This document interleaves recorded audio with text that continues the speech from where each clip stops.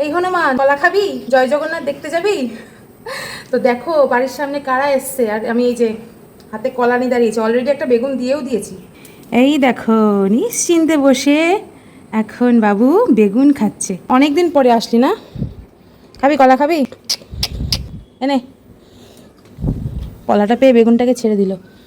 বিশাল বত্ত। দলবল কোথায় তোর? আমার শাশুড়ি একটাই মানে ওনার ইচ্ছা যে যখনই হনুমানের দল আসবে তখনই কেউ যেন মানে খালি পেটে ফেরত না যায়, কিছু হলেও যেন তাদেরকে দেওয়া হয়, সে যে কোনো সবজি হোক, আলু হোক, কলা হোক, যাই হোক।